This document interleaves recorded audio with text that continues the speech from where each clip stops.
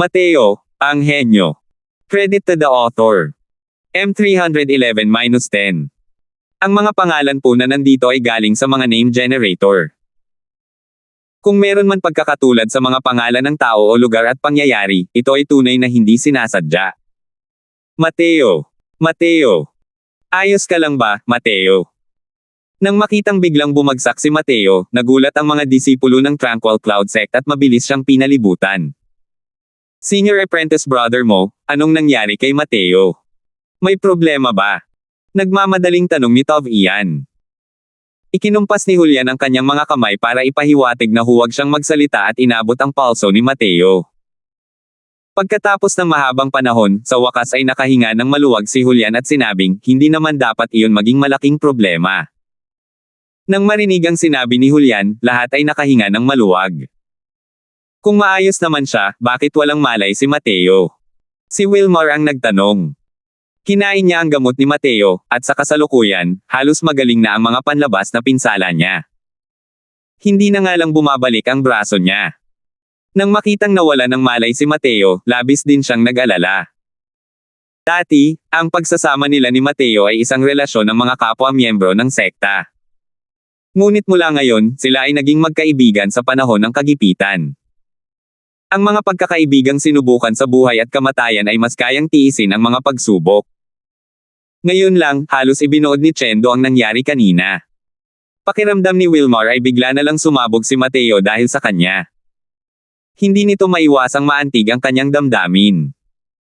Sinabi ni Julian sa lahat, ginamit ni Mateo ang Tier 3 na lakas ng Cleansing Sandal Sacred Flame kanina, na lumampas sa limitasyon na kayang tiisin ng kanyang mga meridian. Ngayon lang, habang nakikipaglaban sa mga bloodthirsty skywolves na iyon, ang mga meridian ni Mateo ay nagdurusa sa paghihirap ng pagiging sinunog sa buong oras. Sa totoo lang, tiniis niya ito nang hindi nagpapakita ng kahit kaunting bakas.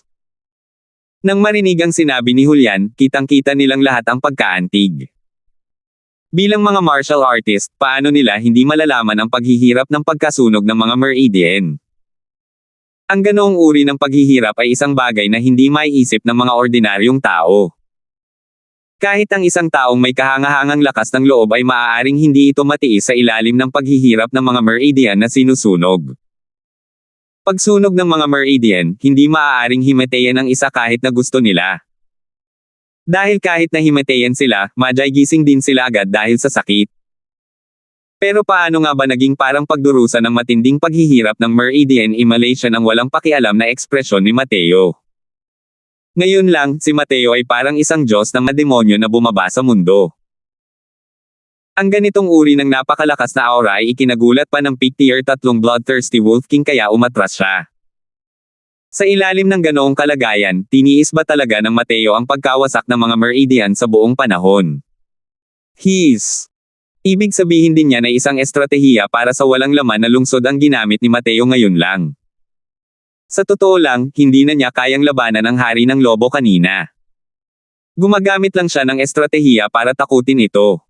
Gulat na tanong ni Tov Ian. Sa tingin mo ba ay napakadaling lokohin ang haring lobo? Ang talino ng haring lobo na iyon ay hindi talaga mababa sa mga tao. Maaaring mas tuso pa ito kaysa sa ibang tao. Paano naging madali para sa iyo na lokohin ito? Noong kinakatay ni Mateo ang grupo ng mga lobo kanina, pinaikli niya ang kanyang momentum hanggang sa limitasyon. Kahit na pumasok sa isang baliw na estado ang haring lobo, hindi ito maglalakas loob na harapin si Mateo ng madali. Kaya naman pinili nitong umatras. Uminom si Chester ng ilang nakapagpapagaling na table toss at medyo nakabawi rin bago sinabi ito. Tumanggaw si Julian at sinabing, may kutob ako na kahit na talagang subukan ito ng hari ng lobo ngayon lang, baka wala itong makuhang kalamangan.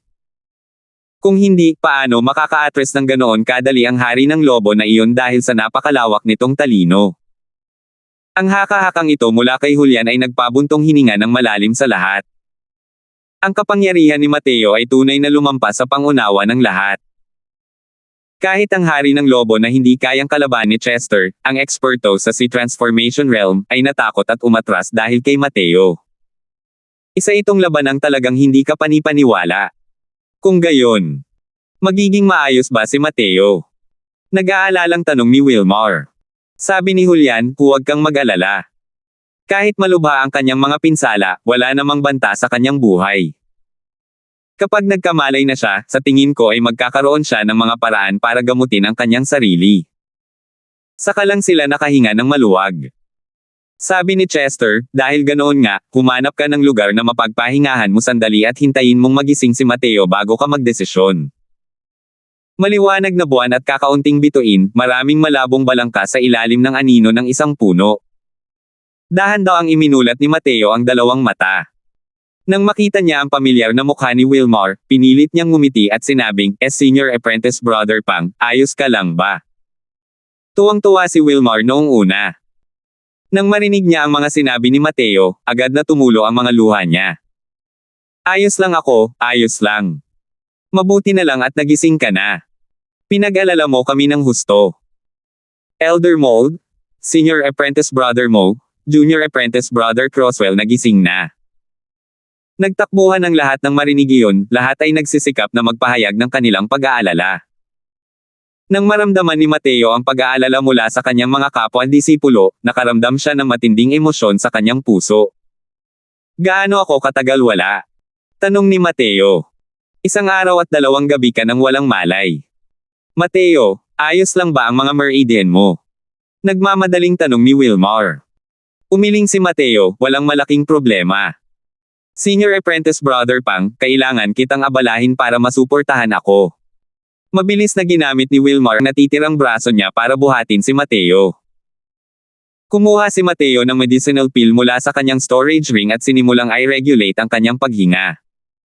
Sa oras na ito, kusang umikot sa kanya ang mga tao ng Tranquil Cloud Sect upang protektahan siya. Habang hindi pa nalalayo ang natitirang 4 na disipulo ng Purple Mansion Sect sa buong oras, ang tingin ni Harley ay tumagos sa karamihan upang tingnan si Mateo. Walang nakakaalam kung ano ang iniisip niya. Pagkatapos ng 1 oras, natapos ni Mateo ang pag-inom ng gamot. Mas gumanda ang kanyang kutis sa pangkalahatan. Ang mga pinsala sa meridian ay isang napakahirap na bagay. Sa ilalim ng mga ordinaryong pangyayari, kahit na may tulong mula sa mga gamot, napakahirap na ganap na gumaling ng walang ilang buwan ng paggaling at paggaling. Pero tingnan mo ang kasalukuyang anyo ni Mateo, tila nakabawi na siya ng 60% hanggang 70%. Bukod pa rito, sa ganong kaikling panahon, karaniwang walang paraan upang lubos na mapino ang medicinal pill. Nangangahulugan din ito na maaari siyang gumaling ng kasing bago sa lalong madaling panahon habang ang natitirang 30% hanggang 40% ng medicinal pill ay patuloy na pino sa loob ng katawan ni Mateo. Ang ganitong kahangahangang gamot na sumusuway sa langit ay hindi pa naririnig noon. Sa ganitong sitwasyon, ang grupo ng Tranquil Cloud Sect ay manhid na at walang gaanong reaksyon. Pero tila ikinagulat ito ng mga tao sa Purple Mansion Sect. Bukod kay Harley, ang 3 pa ay palihim na nagbubulungan. Tumayo si Mateo ngunit dumiretso kay Harley. Tila alam ni Harley na mahahanap siya agad ni Mateo at hindi naman siya masyadong nagulat. Binaligtad ni Junior Apprentice Brother Croswell ang nagngangalit na alon kahapon at iniligtas ang buhay naming 4. Lubos na nagpapasalamat si Harley. Yumuko ng malalim si Harley kay Mateo, na mukhang tapat. Mahinahong tinanggap ito ni Mateo, ngunit sinabi, Senior Apprentice Brother Lin, wala ka bang utang na loob sa akin na magpaliwanag? Natigilan si Harley sa loob, ngunit may naguguluhang tingin ang sabihin niya, paliwanag. Ang tinutukoy ni Junior Apprentice Brother Croswell. Bumantong hininga ng marahan si Mateo at sinabing, mukhang ayaw sumuko ni Senior Apprentice Brother Lin. Kailangan ko na bang ilantad ito? Umiling si Harley at sinabing, hindi ko talaga alam kung ano ang kailangang ipaliwanag ko kay Senior Apprentice Brother Croswell. Ang tinutukoy mo ba ay ang sadyang pagkaladkad sa inyong kagalang-galang na sekta sa tubig? Humingi na ako ng tawad kina Elder Mold at Senior Apprentice Brother Pang tungkol sa bagay na ito at binayaran ang ilang likas na kayamanan na nakuha sa bitag na ito bilang kabayaran. Noong panahong iyon, nasa isang sitwasyon din kami ng buhay at kamatayan at wala kaming ibang pagpipilian kundi iyon. Umaasa ako na hindi magagalit si Junior Apprentice Brother Croswell. Bahagyang ngumiti si Mateo at ibinuka ang kanyang bibig at sinabing, bagamat mabangis ang natural na disposisyon ng isang bloodthirsty skywolf, mayroon itong partikular na katangian, at iyon ay sila ay napakaingat at hindi aalis sa kanilang sariling teritoryo ng walang mga espesyal na pangyayari. At ang may-ari ng rehiyong ito ay isang 9 Serenized Lion. Hinabol ka nila hanggang dito tiyak dahil may ginawa kayo. Aba, hulaan ko. Ito ba ay Soul Jade? 312. Pagkarinig sa dalawang salitang Soul Jade, biglang nagbago ang mukha ni Harley.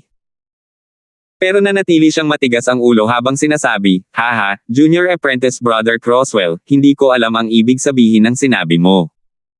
Anong Soul Jade?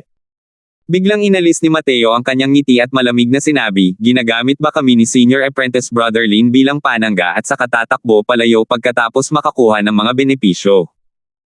Sa simula, wala kayong kinalaman sa amin sa pagkuha ng anumang benepisyo. Kahit alam kong nakakuha kayo ng mga Soul Jade, hindi ko rin ito ibubunyag. Dahil lang sa mga pukana ninyo, napunta kami sa isang mapanganib na sitwasyon at muntik nang mawala ng buhay ang aking Senior Apprentice Brother pang noon din. Hindi mo ba iniisip na ganito na lang kabilas matapos ang lahat, di ba? Medyo naguguluhan ang mga tao ng Tranquil Cloud Sect at hindi nila alam kung bakit nagtatalo sina Mateo at Harley. Nang wala nang malay si Mateo, naipakita na ni Harley ang kanyang saloobin kina Chester at Wilmar at humingi ng tawad ng lubos, na sa wakas ay nakamit ang kanilang pangunawa. Tutal, mahigit kalahati ng mga tauhan ng grupong Purple Mansion Sect ang nawalan, kaya 4 na lalaki na lang ang natira. Kung ipapasa ang kahit sino sa ganoong sitwasyon, malamang napipiliin din nilang hilahin ang iba pa sa tubig. Isa pa, si Harley at ang iba pa ay nagbayad ng malaking halaga ng likas na kayamanan bago tuluyang sumang-ayon ang grupo ng Tranquil Cloud Sect na huwag nang makipagtalo pa. Pero hindi nila inakala ang unang ginawa ni Mateo pagkagising ay ang hanapin ang problema ni Harley. Mateo, ano ba yung Soul Jade na sinasabi mo? Kung walang kwentang bagay yan, kalimutan mo na lang yun, tanong ni Julian. Oo, Mateo.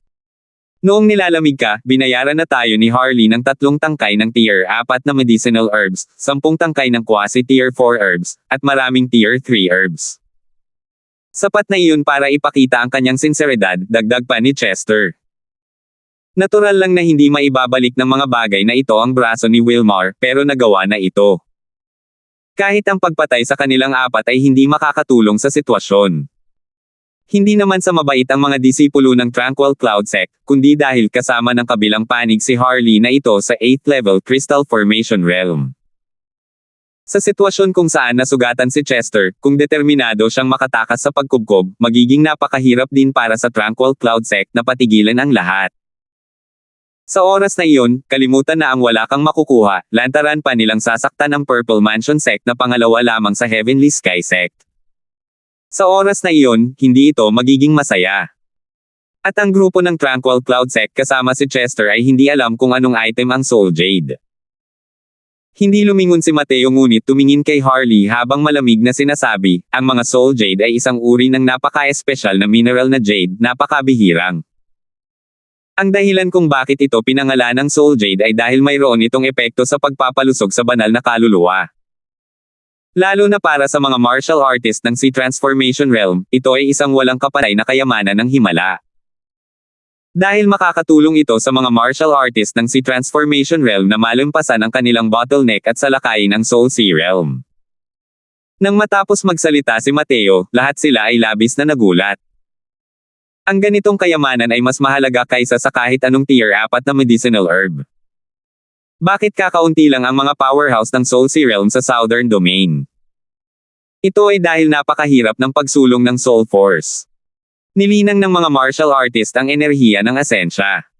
Nilinang naman ng mga alchemist ang puwersa ng kaluluwa. Isang kabalintunaan kung ang pangunahing dapat linangin ay ang enerhiya ng asensya o ang puwersa ng kaluluwa. Para sa karamihan ng mga tao sa mundong ito, ang paglinang ng pareho ng sabay ay wala lamang maitutulong. Sa katotohanan, ang kahirapan ng pagtahak sa Soul Sea Realm ay mas mababa para sa mga alchemist kumpara sa mga martial artist. Ngunit ang problema ay kinailangang gumugol ng napakaraming enerhiya ang mga alchemist sa landas ng alchemy. Napakaraming bagay ang kailangan nilang maunawaan. Ang pag-unawa pa lamang sa iba't ibang uri ng mga halamang gamot ay isang napakalalim na pag-aaral, sapat na para sa isang martial artist upang saliksikin ang kanilang buong buhay. Kailangan pa ring isaalang-alang ng mga alchemist ang paglilinang ng enerhiya ng asensya sa ilalim ng ganitong mga pangyayari. Halos imposibleng bagay iyon. Pero para sa mga martial artist, ang pagpapataas ng soul force ay masyadong mahirap.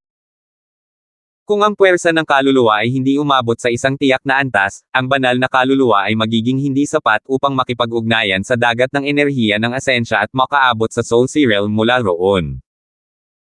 Ito ay dahil ang isang kayamanan na makakatulong sa mga pinakamagaling na martial artists sa sea transformation realm na malumpasan ang kanilang mga gapos ay natural na magiging napakahalaga.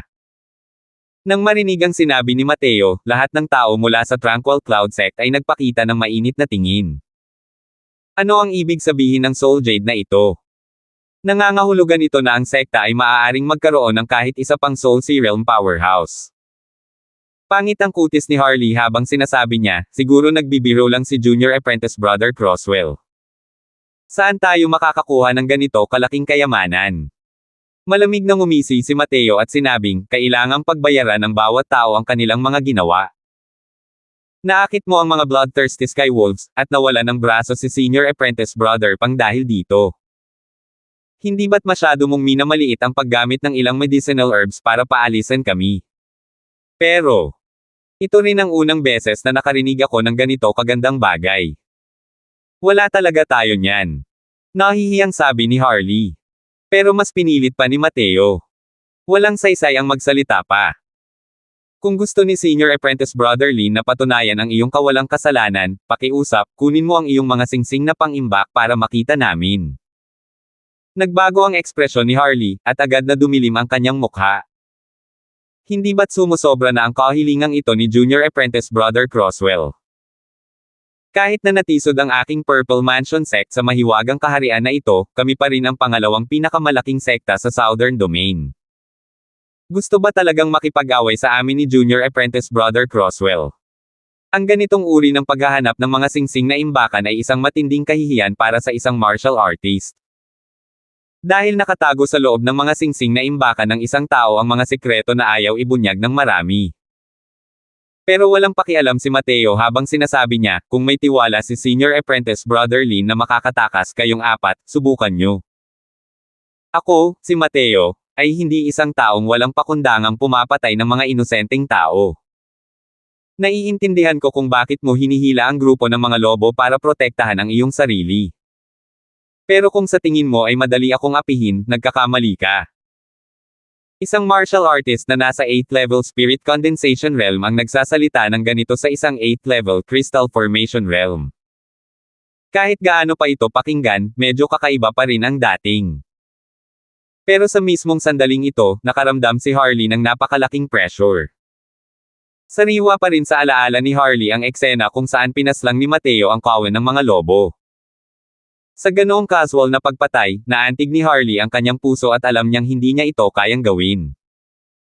Biglang nakaramdam si Harley ng maling impresyon na para bang hindi siya nakaharap sa isang 8th level Spirit Condensation Realm, kundi isang powerhouse ng Sea Transformation Realm. Hindi nagsalita si Harley.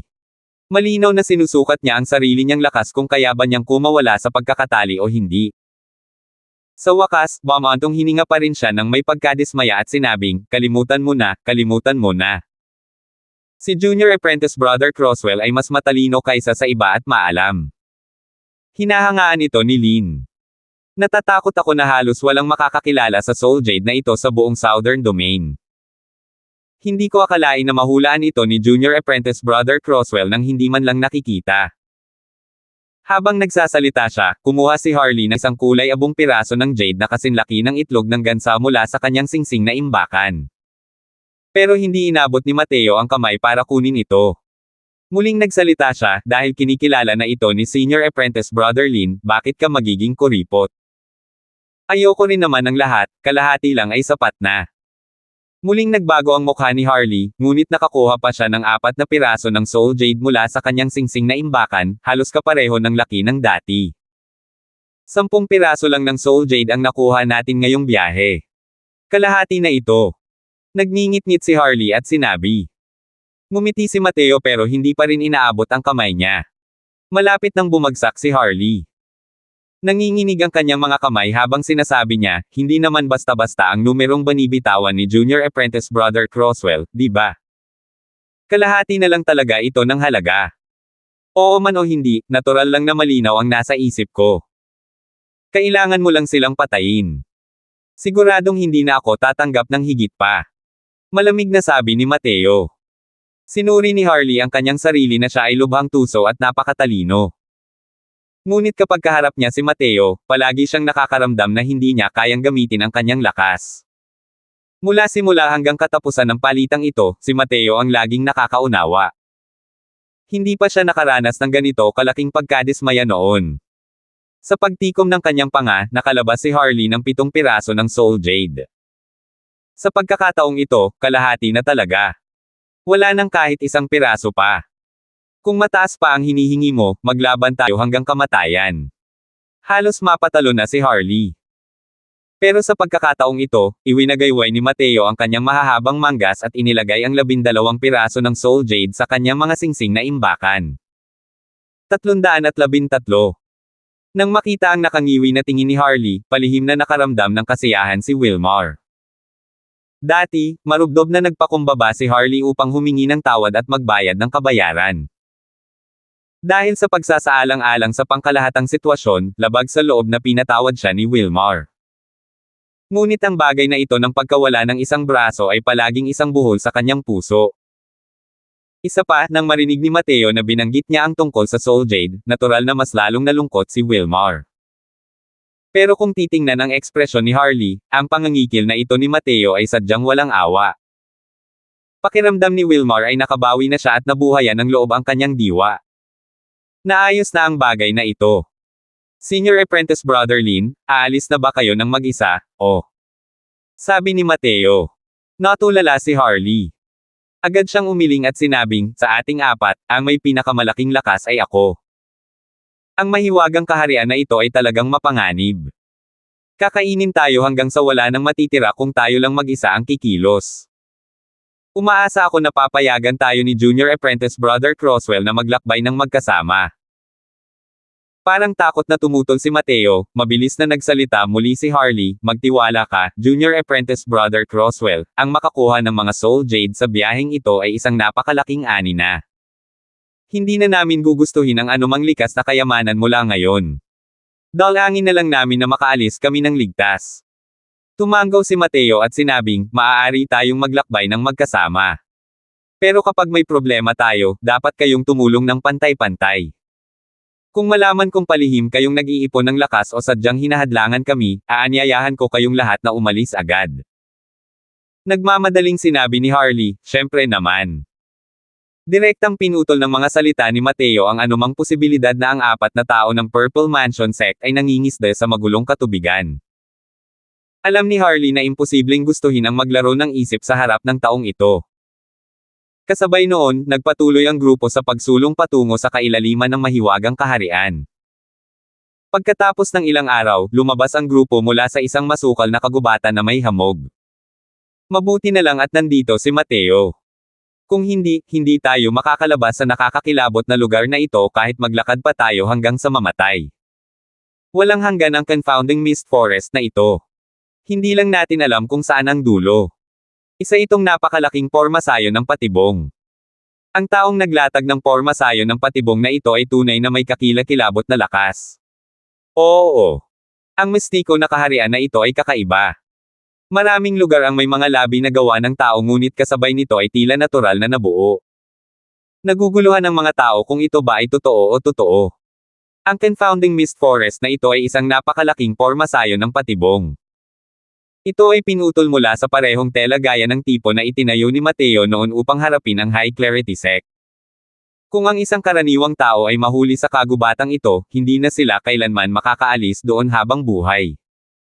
Bukod pa rito, ang confounding mist forest na ito ay puno ng mga panganib sa lahat ng dako.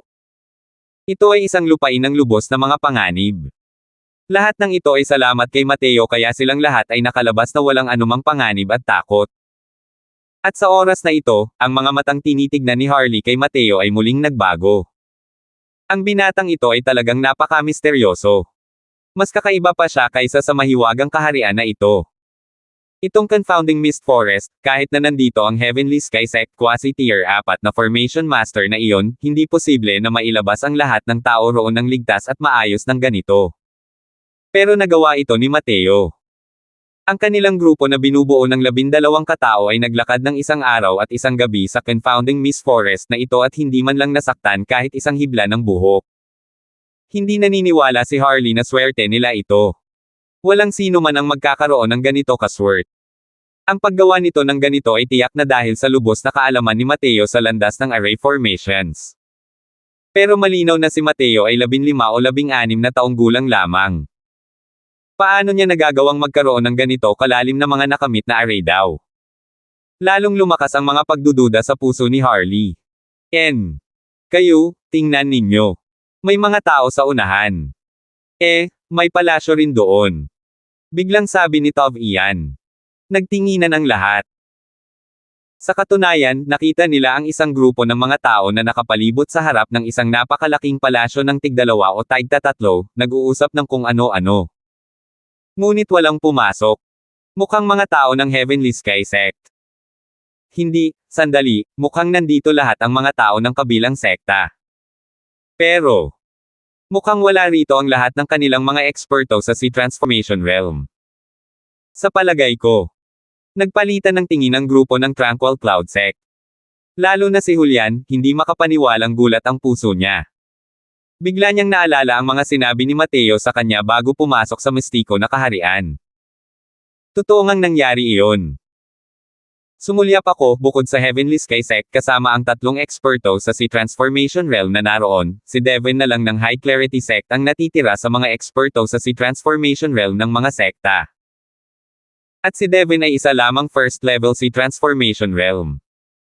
Sa kabaligtaran, ang Tranquil Cloud Sect ay talagang naging pangalawang pinakamalakas na sekta sa Mystic Realm. At ang resultang ito ay ganap na pinasimula ni Mateo ng mag-isa. Kung wala sila ni Mateo, kahit alam ng Tranquil Cloud Sect na ang pagkakaroon ng lakas na higit pa sa Crystal Formation Realm ay hindi pinahihintulutan sa loob ng Mystic Realm, hindi rin posible na maglakad hanggang dito. Isang sako na lang at baka tuluyan na silang malipol. At sa kabilang banda, malinaw na natuklasan din ni John Woo ang grupo ng Tranquil Cloud Sect.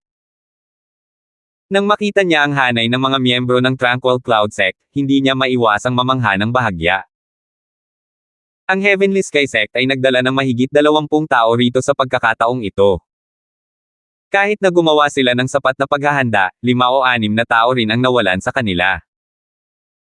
Nagdala pa sila ng isang Quasi-Tier 4 na Formation Master sa biyaheng ito.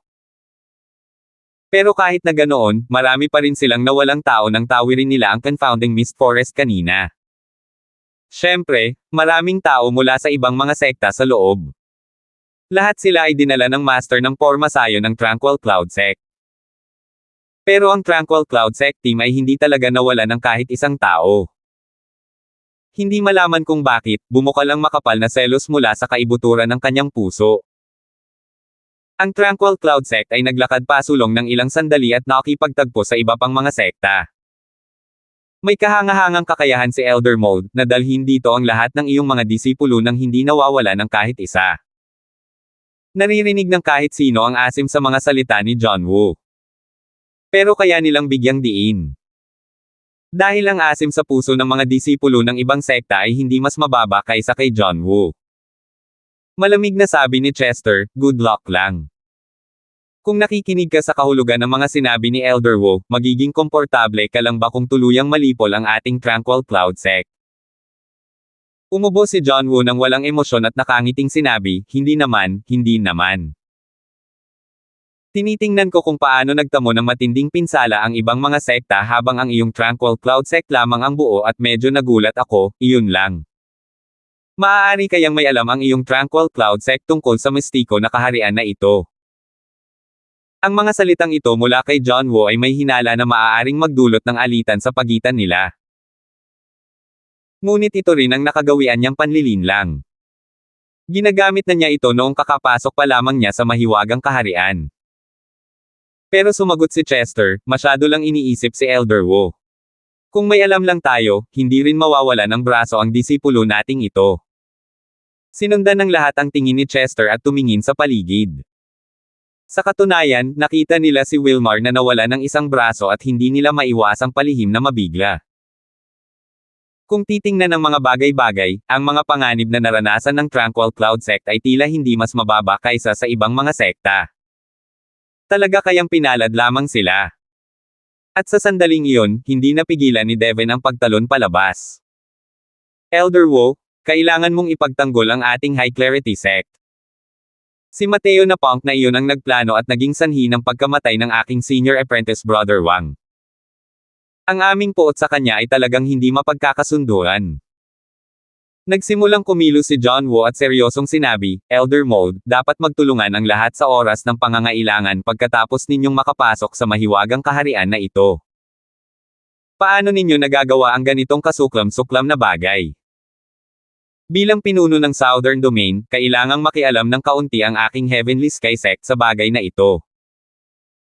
Paano kung ganito, pigilan mo ang dantiyan ni Mateo, at dito mawawala ang bagay na ito? Kung hindi, may kalahating pangungusap pa na hindi nasabi ni John Woo, ngunit malinaw sa lahat ang ibig niyang sabihin. Kung hindi pinahina ng Tranquil Cloud Sect si Mateo, kung gayon ay nagiging kaaway na iyon ng kanyang Heavenly Sky Sect. Ang Heavenly Sky Sect ay mayroong 3 elder ng Sea Transformation Realm. Kahit na hindi nila magamit ang lakas ng Sea Transformation Realm, hindi rin ito kapantay ng kasalukuyang Tranquil Cloud Sect. 314. Nang makitang ipinapakita ng Heavenly Sky Sect ang tindig nito, palihim na nakahinga ng maluwag si Devon. Sinusundan nila ang iba at maingat na pinaglilingkuran ang buong daang ito para mahanap si Mateo na maghihiganti ngayon. Alam ni Devon na hindi praktikal ang paghihiganti sa buong Tranquil Cloud Sect. Kung tutuusin, kailangan pa rin ng Heavenly Sky Sect ng mga pamatay kanyan. Ngunit ang paghihiganti kay Mateo ay hindi naman hindi makatarungan. Bukod pa rito, masasabi ni Devon na ang katayuan ni Mateo sa Tranquil Cloud Sect ay talagang katangi-tangi. Kung mapapatay si Mateo, isa itong napakalaking dagok sa Tranquil Cloud Sect. Nang makitang lumitaw ang Tranquil Cloud Sect sa harap ng lahat ng walang kahit isang nasawi, naramdaman ni Devon na imposibleng magawa nila ito kung wala si Mateo. Sa lakas ng Heavenly Sky Sect, hanggat handa silang kumilos, walang dad ang mamamatay si Mateo. Humph! Anong karapatan ng Heavenly Sky Sect mo na makinig sa kanilang one-sided na pahayag at lampuhin si Mateo? John Woo, sinasabi ko sa iyo, imposibleng gustuhin mong ibigay ko si Mateo. May kakaiba ring paninindigan si Chester sa pagkakataong ito. Mapa High Clarity Sect man o Heavenly Sky Sect, pareho talaga sila ng birtod, gusto nilang isuko niya ang taong makikita. Kung hindi nila nakuha si Mateo sa ganitong paraan, matagal na sana'y tuluyang nalipol ang Tranquil Cloud Sect. Kung talagang ibinigay niya kay Mateo, anong klaseng tao kaya siya, Chester? Galit ng husto si John Woo nang marinig niya iyon. Ang Tranquil Cloud Sect ay palaging nakayuko at mabait sa harap ng kanyang Heavenly Sky Sect. Hindi pa sila naging ganito kadominant noon. Wow!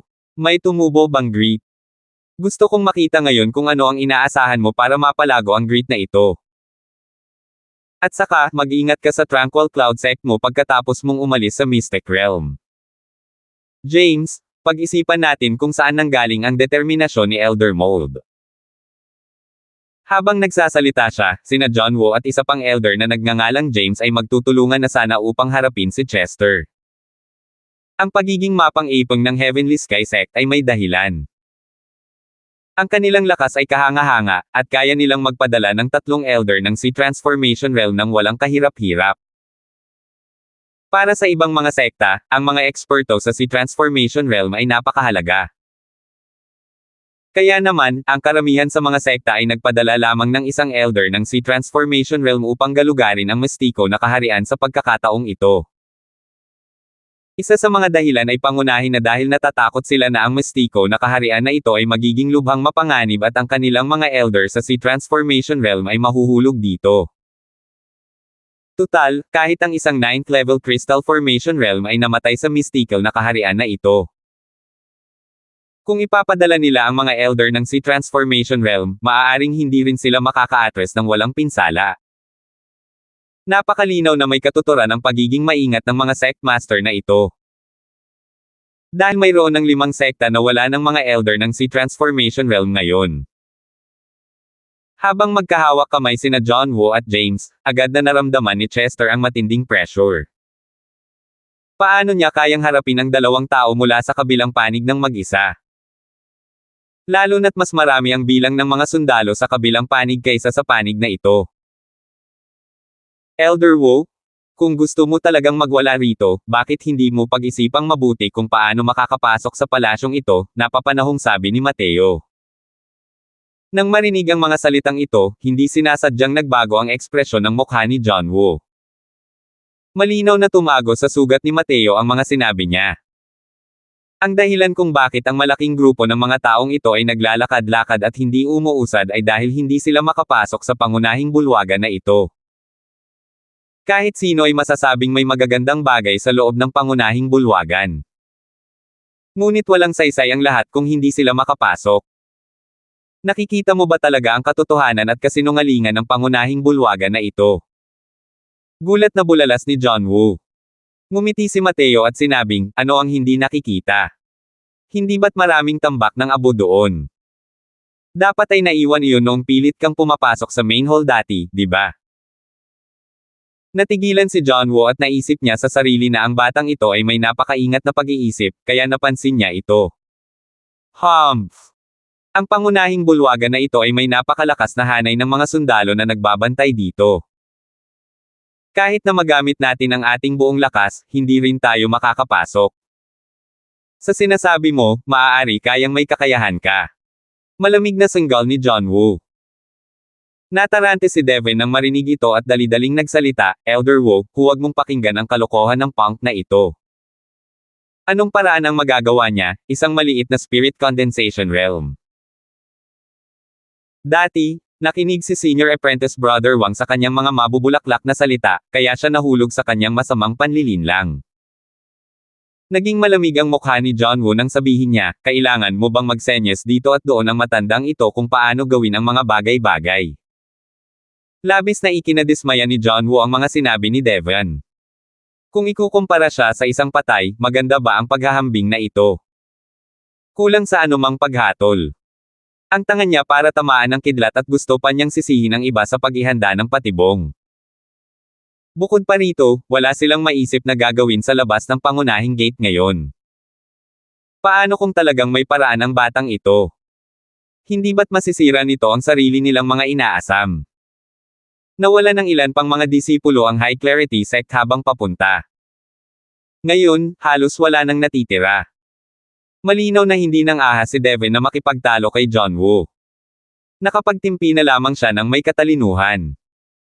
Tumawa si Mateo at sinabing, anong sinasabi mo, Elder Woo? Gaya ng sinabi ni Elder Yu, anong paraan ang kaya kong gawin, bilang isang maliit na martial artist sa Spirit Condensation Realm? Sa oras na ito, habang sinadya ni Mateo na gawing mas madali ang pagmamasa, mas nararamdaman ni John Woo na may alam si Mateo. Dahil wala talaga siyang paraan para makapasok.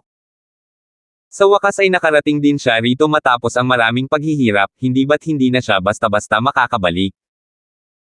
Napakalinaw na ang palasyong ito ang pinakamahalagang kayamanan ng mahiwagang kaharian na ito. Papasok sa isang bundok ng kayamanan at uuwi ng walang dala. Paano niya ipapaliwanag sa sect master pagbalik niya? Mateo, kung talagang may paraan ka para makapasok kami, kayang-kaya ng Heavenly Sky Sect kung nakalimutan na ang mga nangyari noon. Nagmamadaling sinabi ni Mateo, huwag. Dapat ay mag-alala ka na lang tungkol dyan. Pigain mo ang dapat pigain at patayin mo ang gusto mo. Huwag mo naman akong pagmalupitin. Ikaw. Huwag kang tumanggi sa isang toast para lang uminom ng forfeit. Sa sobrang galit ni John Woo kay Mateo ay naging berde ang kanyang mukha. Sa kalagayan niya, ang pagsasalita niya ng ganito ay parang pagbibigay na niya ng malaking mukha kay Mateo. Sino ang mag-aakala na hindi ito paniniwalaan ng batang ito? Muntik na siyang sumabog nang lumapit ang Formation Master Elder na iyon at bamulong, Senior Apprentice Brother Woo, marahil ay may alam talaga ang batang ito. Paano? Nagtatakang tanong ni John Woo. Ang malaking hanay na ito sa harap ng kanilang mga mata ay malinaw na lumampas na sa limitasyon ng kakayahan ng kanyang junior.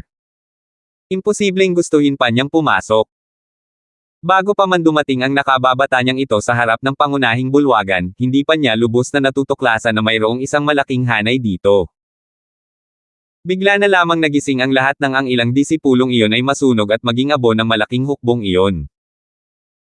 Ang Confound Mist Forest ay isa ring napakalaking pormasayo ng mga patibong. Swerte lang at nakalabas tayo roon.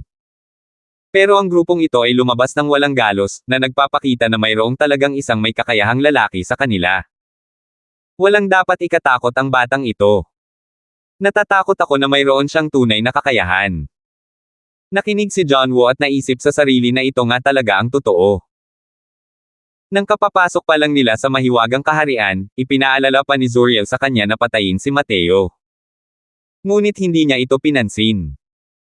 Pero kahit matagal na panahon matapos makapasok sa mystical na kaharian, si Mateo ay talagang kakaiba.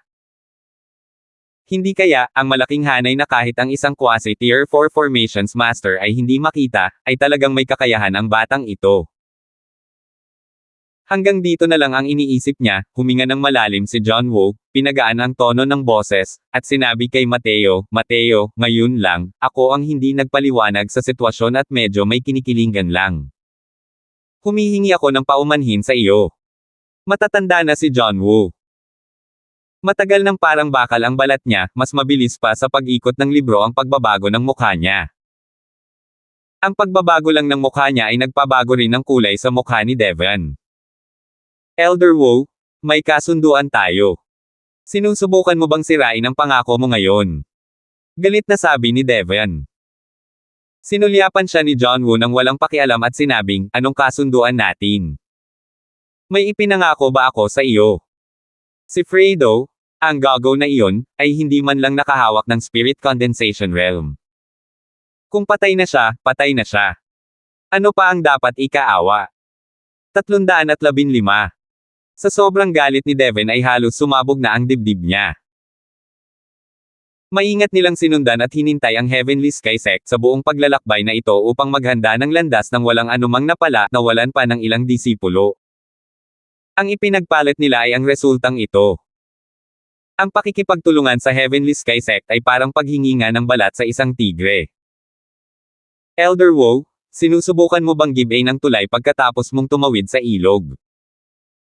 Madilim ang mukha ni Devon, ang dibdib niya ay tumataas at bumababa na parang bulusan. Maliwanag na ang pakiramdam na ito ng panloloko ay labis na nagpagalit sa kanya.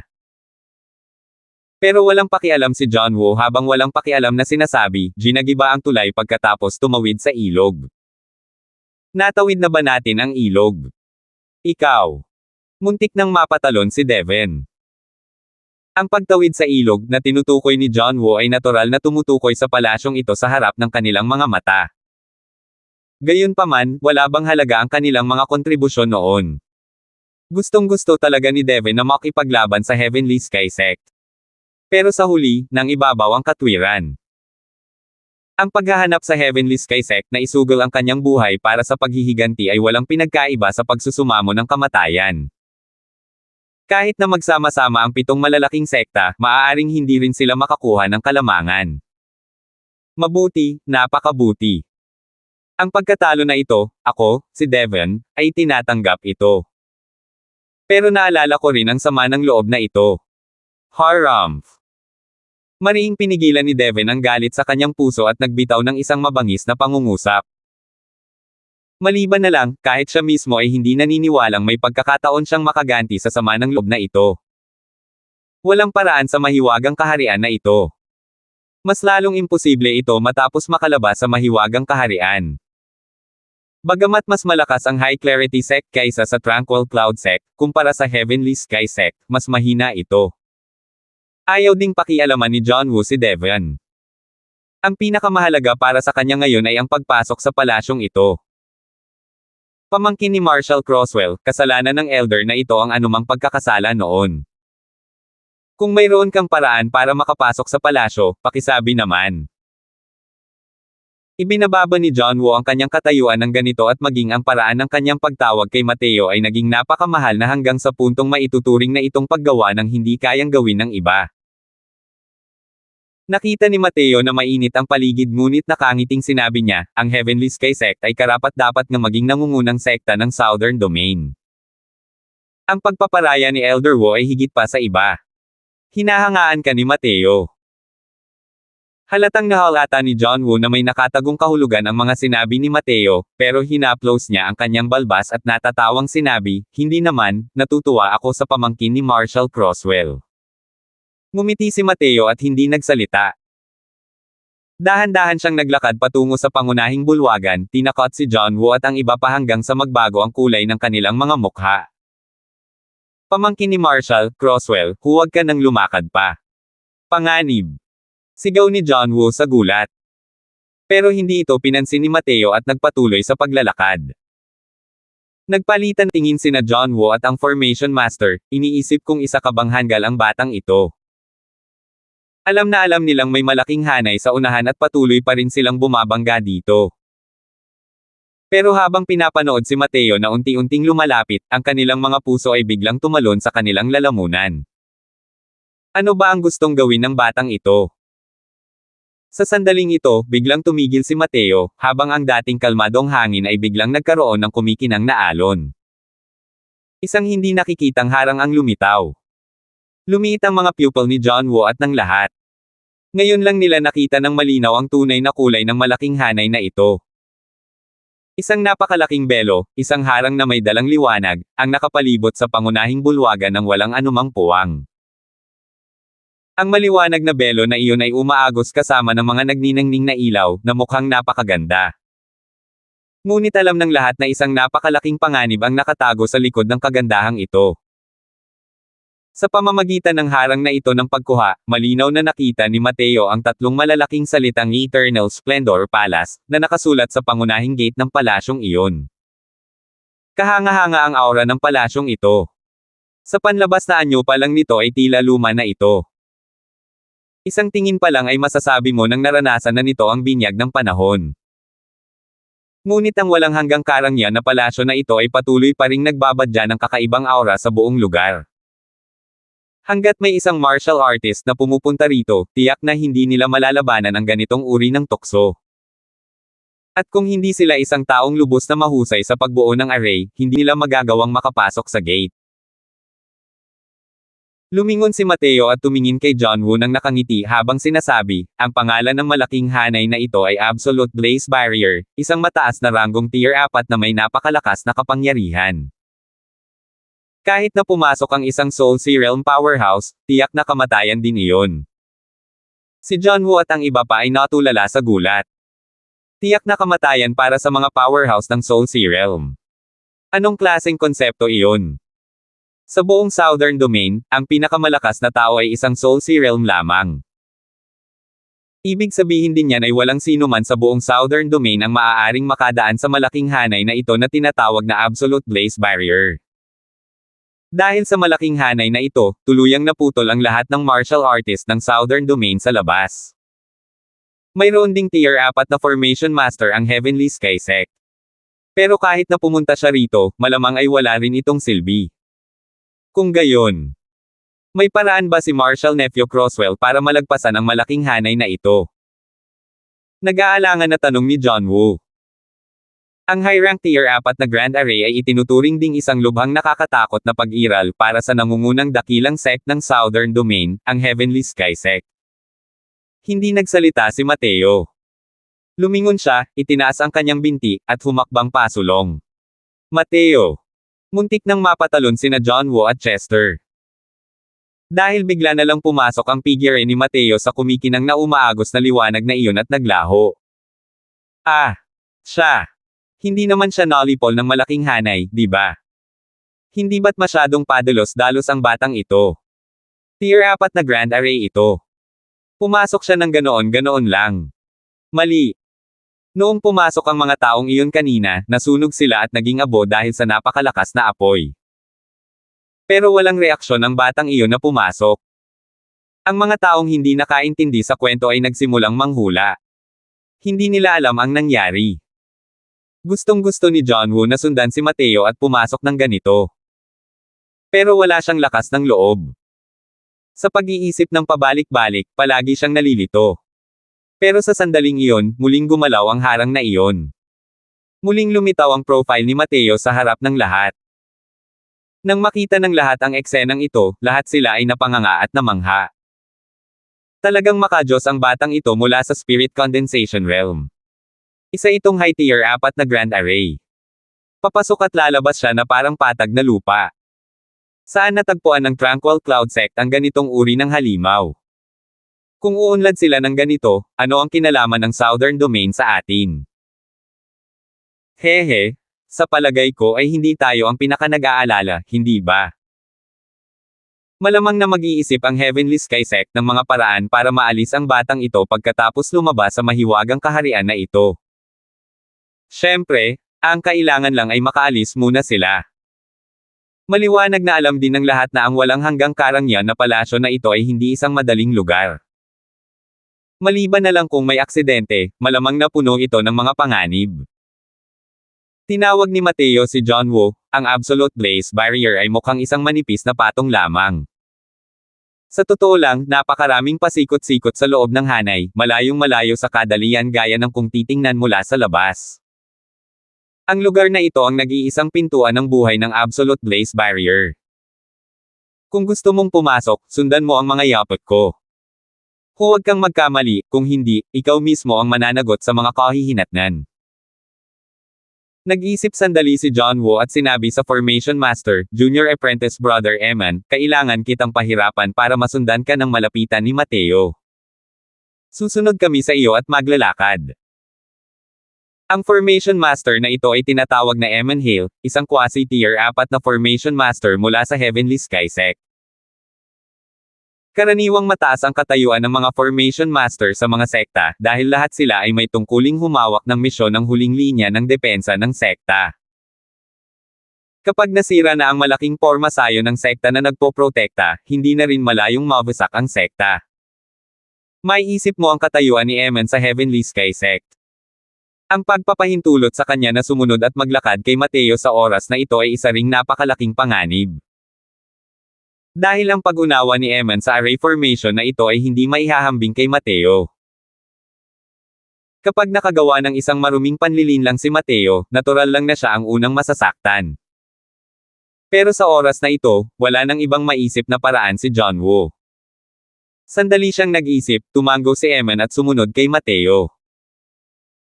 Pero sinabi ni John Woo kay Chester sa oras na ito, ang iyong mga disipulo ng Tranquil Cloud Sect at ang aming mga disipulo ng Heavenly Sky Sect, may sumusunod sa isa pa. Elder Mold, tayong dalawa ang bahala sa likuran. 316. Mukhang maingat din ang John Woo na ito, kaya naman sunod-sunod na pinapasok sa malaking hanay ang mga disipulo ng Heavenly Sky Sect at ang mga disipulo ng Tranquil Cloud Sect. Kahit na gusto pang gumawa ng anumang trick si Mateo, imposibleng maagaw ang lahat. Pinatawad ang daga para mailigtas ang mga pinggan. Ito ay parang pagkuha sa mga disipulo ng Tranquil Cloud Sect bilang mga bihag. Naunawaan ng lahat ang husay ng pormasayon. Hanggat isang maling hakbang lang ang kanilang gagawin, maaari silang masunog hanggang maging abo.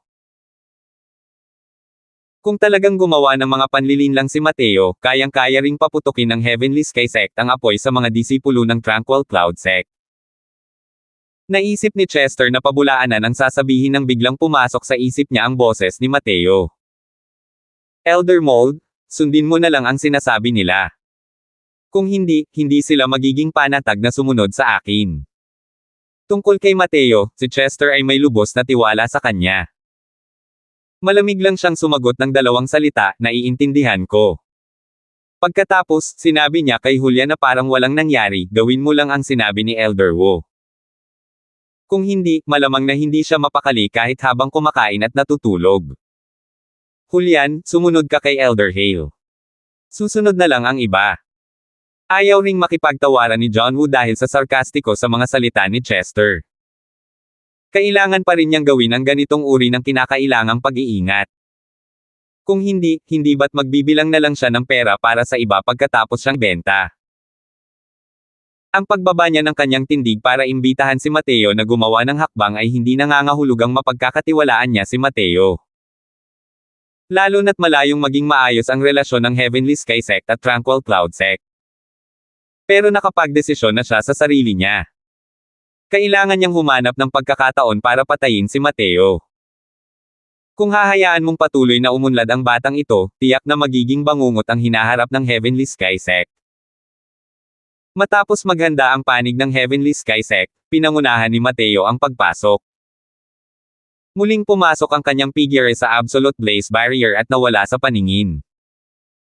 Hindi nang ahas na mag-antala si Eman at sumunod lamang sa likuran, at naglaho rin sa harap ng lahat.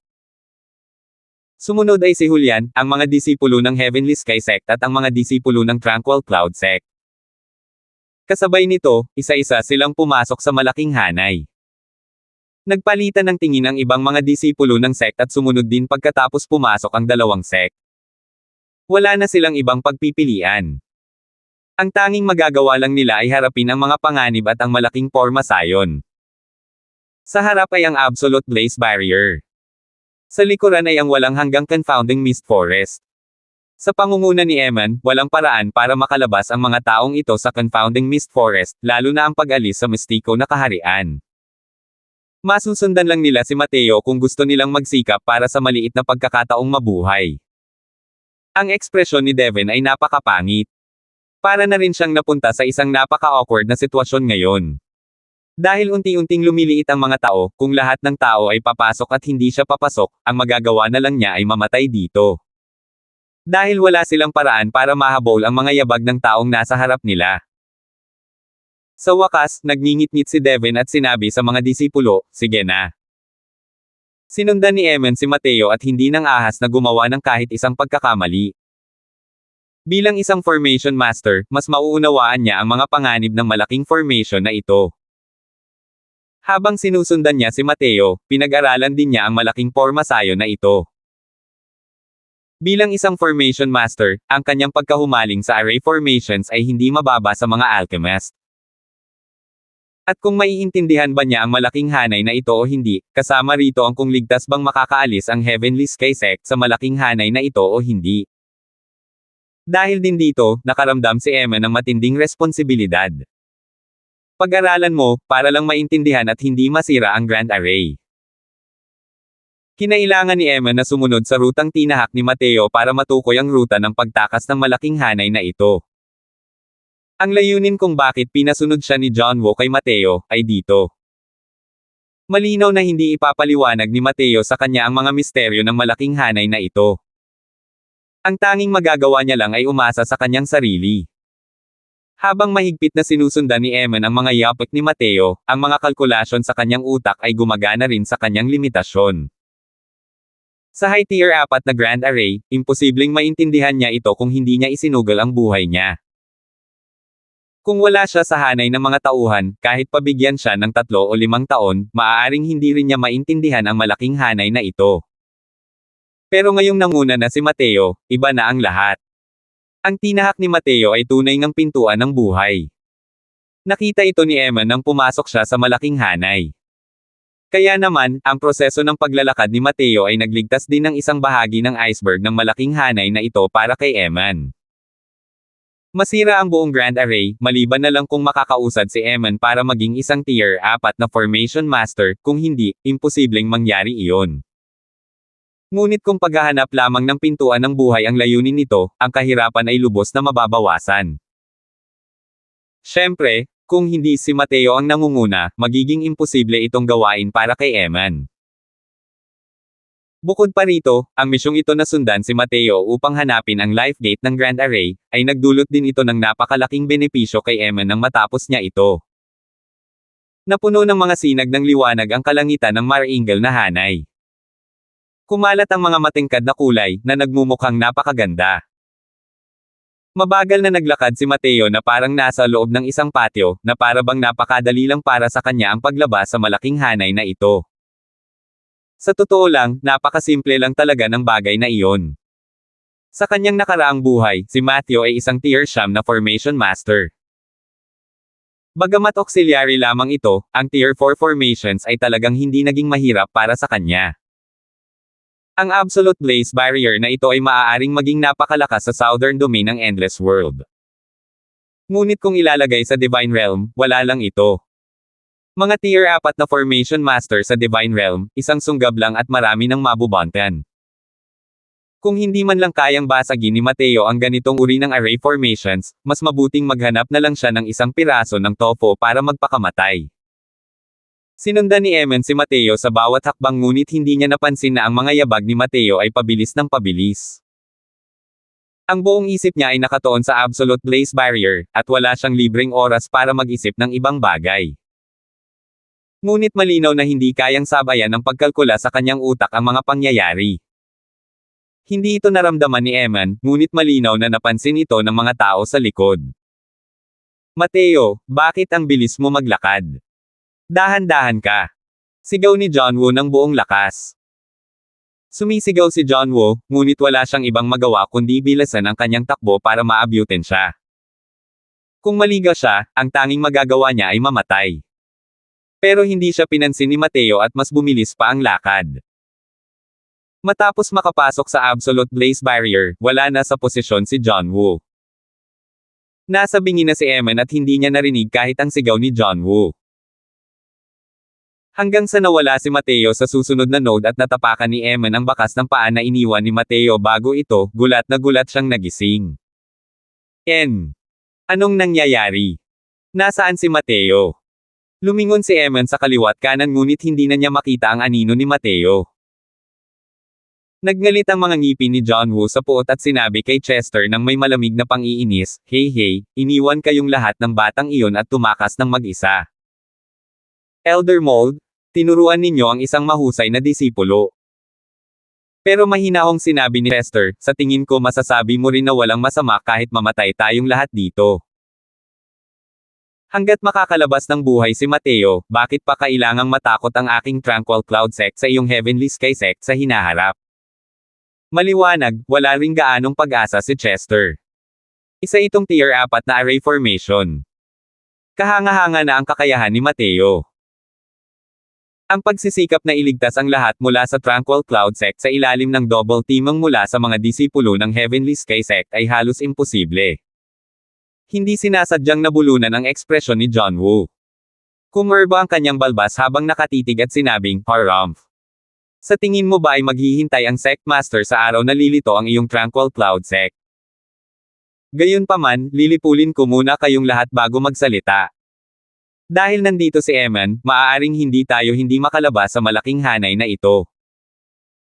Nang sabihin ito ni John Woo, ang mga disipulo ng bawat sekta ay labis na nabahala. May puka na kaya ang Heavenly Sky Sect na ito?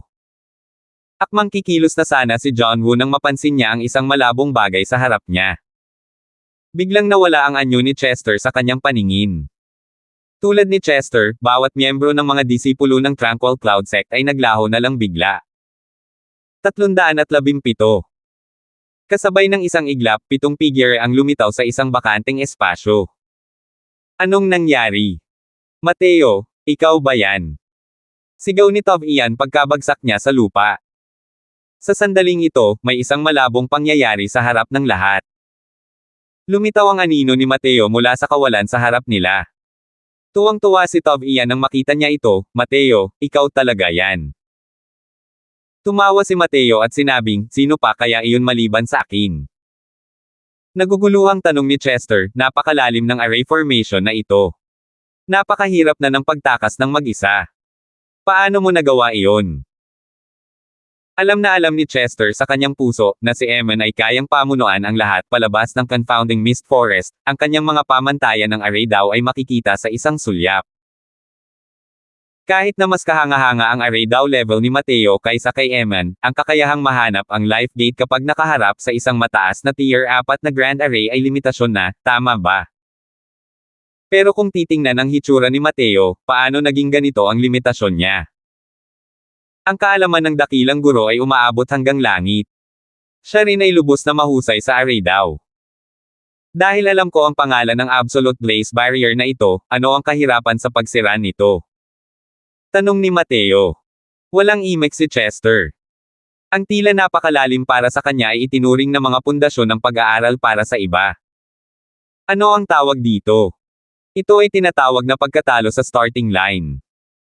Mateo, paano naman ang mga tao ng ibang sekta? Hindi napigil ang magtanong si Chester. Mahinahong sinabi ni Mateo, wala silang matinding puot o matinding galit sa akin, kaya binigyan ko sila ng maliit na pagkakataong mabuhay.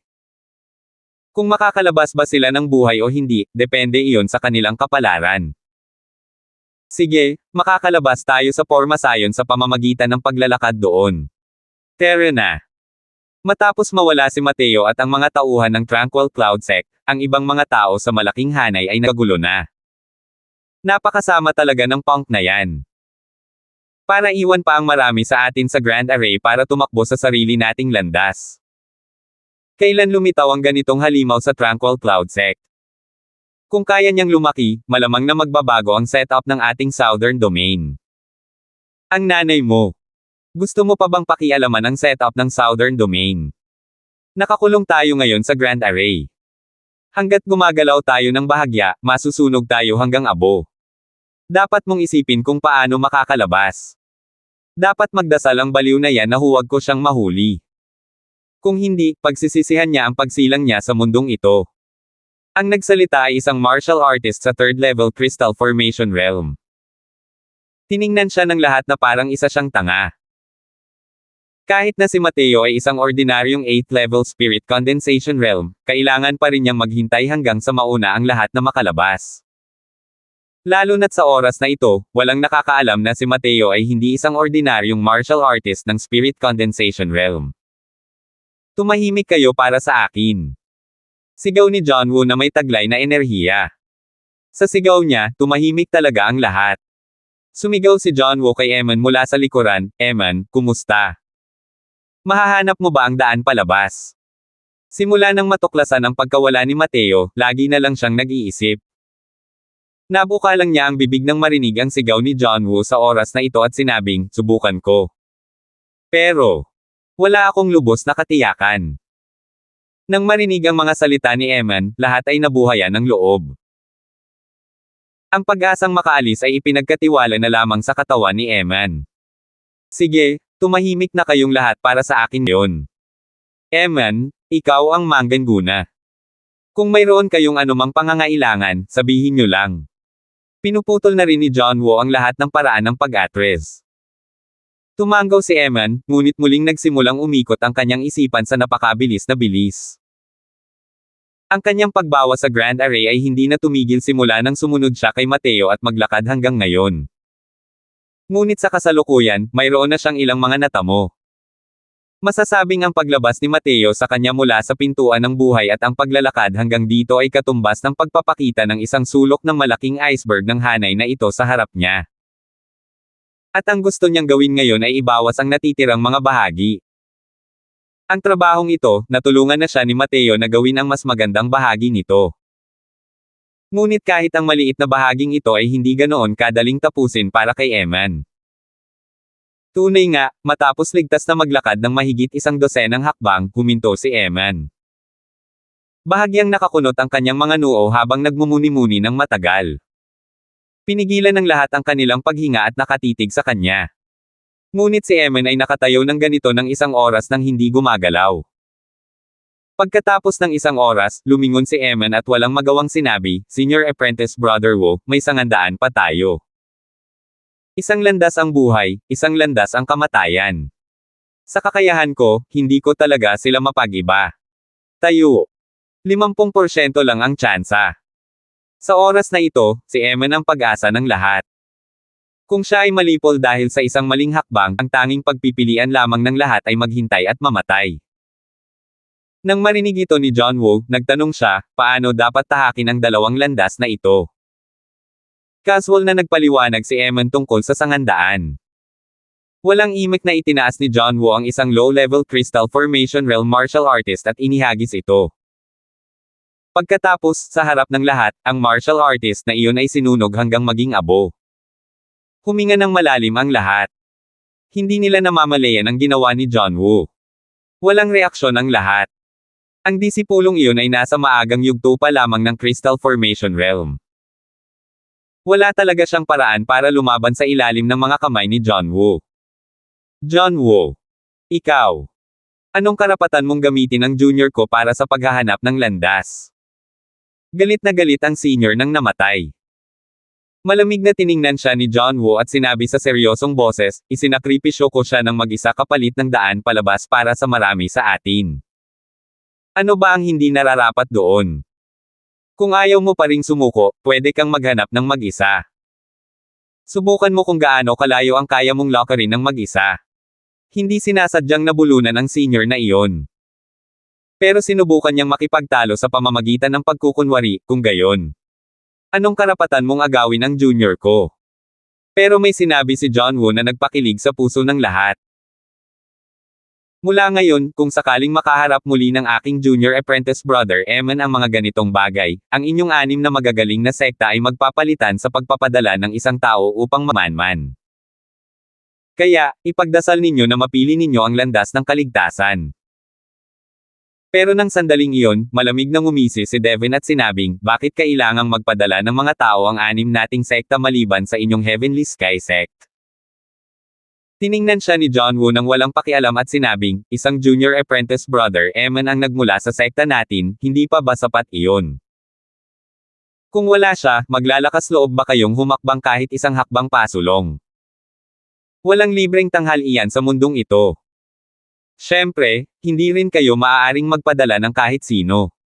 Pero sana huwag nyo kaming sundan. Kung hindi, huwag nyo akong sisihin sa pagiging walang pakundangan. Hindi na muling nagsalita ang mga dakilang sekta sa pagkakataong ito. Napakalinaw na ito na lamang ang kanilang tanging daan palabas. Wala na silang ibang alternatibo. Ngunit ang kawalan ng pagsang-ayon ni John Woo ang nagtulak sa 6 na malalaking sekta na lumikha ng mentalidad na nakagapos ng iisang puot sa iisang kaaway. Malinaw na alam din ito ni John Woo. Pero wala siyang pakialam.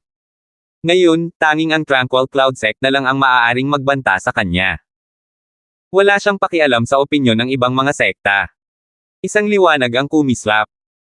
Sa wakas ay lumabas na ang 8 mula sa Absolute Blaze Barrier Grand Array. Pagkalabas, lahat ng mga disipulo ng Tranquil Cloud Sect ay nakahinga ng maluwag.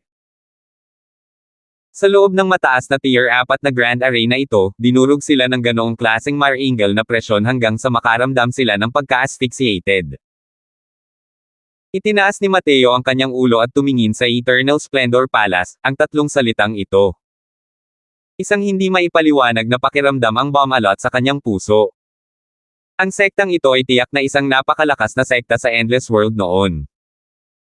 Ngunit sa paglipas ng panahon, nawala na ang mga tao at walang laman ang mga silid. Parang Medicine King Hall na lang ito ng kanyang ama. Mag-ingat kayo, mga senior. Malamang na hindi madaling pasukan ang Eternal Splendor Palace na ito. Puno ng panganib ang lugar na ito kahit saan. Hindi ko rin alam kung ano ang meron, paalala ni Mateo. Pagkatapos magsalita, nanguna siya at humakbang papasok, itinulak pabukas ang mga pangunahing gate ng palasyo. 318. Isang malungkot na pangunahing bulwagan, mahinang ilaw, payapang kawalan, at malamig na hangin. Pinapatirik ang balahibo ko sa malagim na lugar na ito. Wika ni Tov Ian. Isang bog zone ang nagyayelong hangin ang umihip, dahilan para manginig siya. Ang pangunahing bulwagan na ito ay may mga hanay ng mga tao na nakapalibot dito.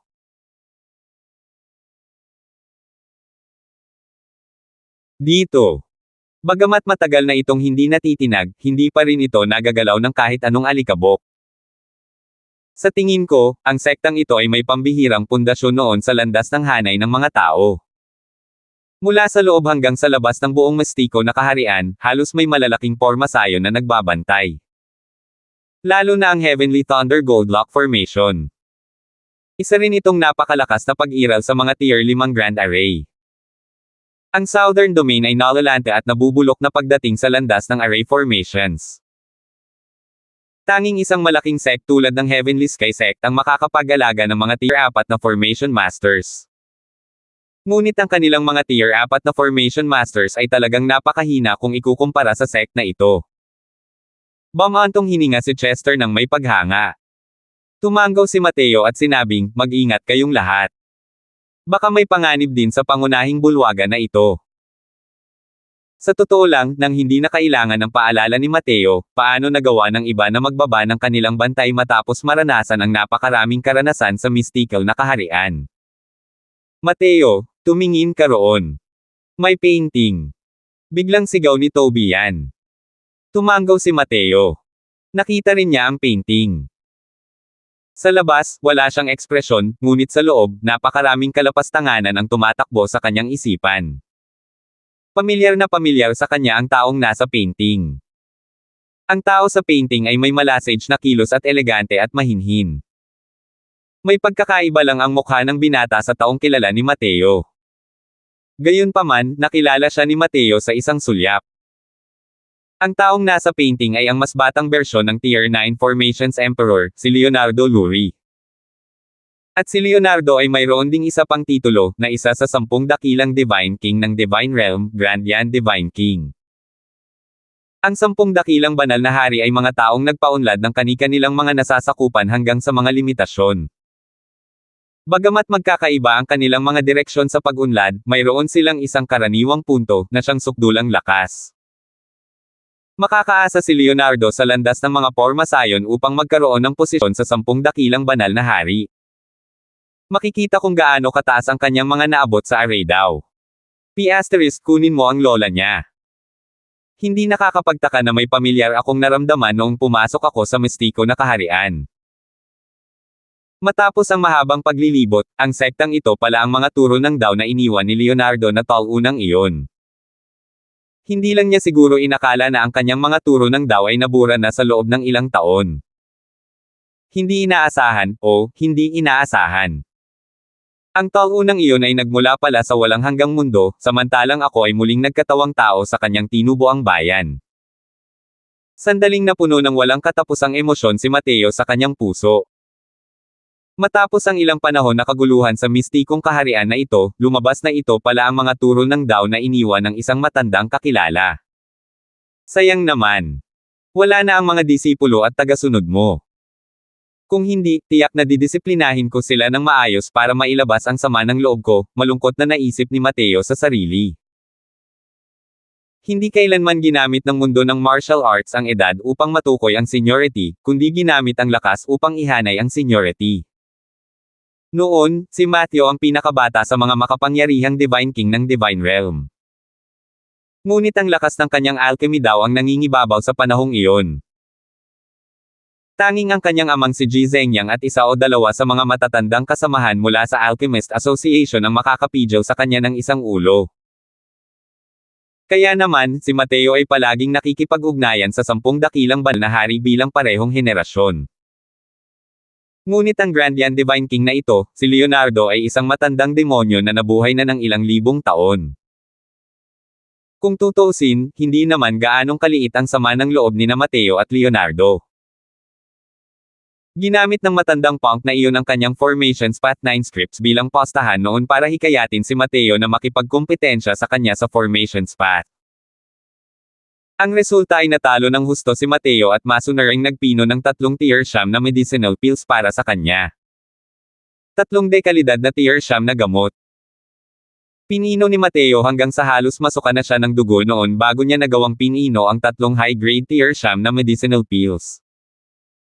Sa huli, ang lalaking iyon ay nagsabi ng, haha, postahan tayo ulit sa susunod kung may pagkakataon. Nang mga oras na iyon, muntik nang samuka si Mateo ng isang subo ng matandang dugo. Bagamat isa ring tier siyam na formation master si Mateo, kumpara sa Grand Yan Divine King, natural na hindi ito isang ordinaryong laki. Pero naaalala pa rin ni Mateo ang kahihiyang ito hanggang ngayon. Ngayon, aksidente siyang napadpad sa dating pugad ni Leonardo ngunit wala siyang paraan para apihin ang kanyang mga disipulo at tagasunod. Ito ang nagpalungkot kay Mateo. Mateo, anong nangyayari sa iyo? Posible bang kilala mo ang tao sa painting na yan? Naputol ang pag-iisip ni Mateo dahil sa mga sinabi ni Wilmar. Lumapit si Mateo at umubo ng walang emosyon, ang pangit naman ng lalaking yan. Bakit ko naman siya makikilala? Tiningnan ni Wilmar ang painting at medyo naguluhan. Ang tao sa painting ay mukhang elegante at mahinhin, paano ito naging pangit? Pero tumingin ulit siya kay Mateo.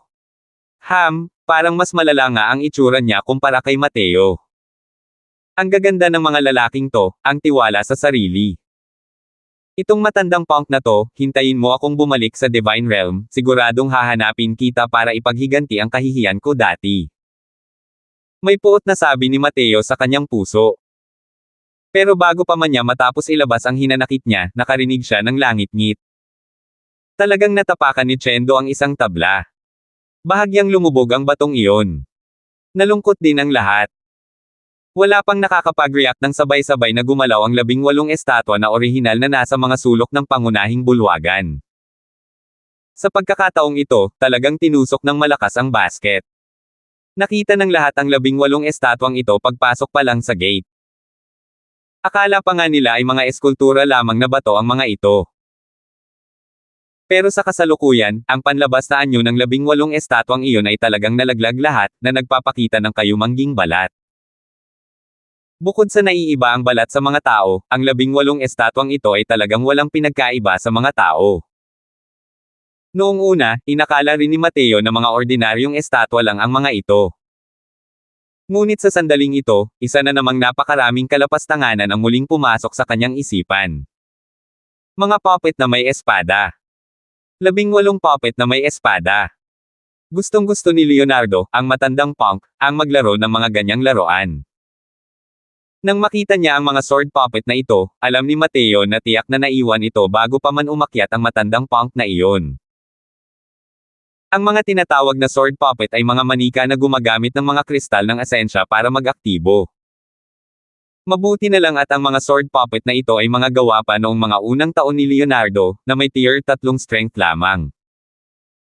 Kung mga laruan lang iyon pagkatapos niyang umakyat sa langit, katapusan na sana ngayon. Mamamatay ang lahat dito. Nakakita na si Mateo ng ilang tier 9 na sword puppet sa bahay ni Leonardo. Napakalakas ng mga ito. Bukod pa rito, si Leonardo ang pinakamalakas sa mga array formation.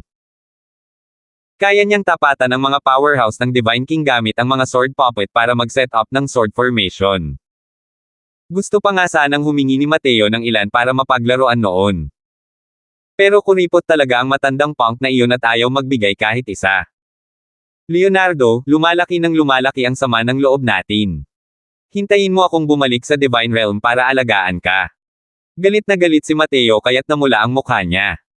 Mabilis kumilos ang 18 sword puppets at mabilis na pinalibutan ang grupo ni Mateo na binubuo ng 8. Kahit na ang mga sword puppet na ito ay mayroon lamang tier 3 na lakas, alam ni Mateo na ang 18 sword puppet na ito ay tiyak na hindi lalaban ng hiwalay. Imposibleng gustuhin silang basagin isa-isa. Gusto mo bang sirain ang mga sword puppet na ito? Ang tanging paraan ay basagin ang Formasayon. Elder Mold, mga senior, huwag kayong basta-basta gumalaw. Maya-maya, kapag nag-aaway tayo, makinig kayong lahat sa utos ko. Huwag kayong gumawa ng sarili ninyong desisyon. Sabi ni Mateo.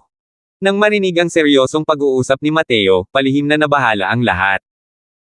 Akala nila noong una ay hindi gaanong banta ang mga tier 3 puppet na ito dahil naroon sina Chester at Julian. Pero kung titingnan mo ngayon, parang hindi naman ganoon ang nangyari. 319. Gumalaw ang katawan ng 18 sword puppets. Agad na nakaramdam ng matinding pressure sina Chester at ang iba pa. Pero nang makita ni Mateo ang eksenang ito, nagbago ang ekspresyon ng kanyang mukha. Mateo, ito ba ay pormasayo ng espada? Bakit pakiramdam ko ay biglang lumakas ang bawat isa sa mga lalaking ito?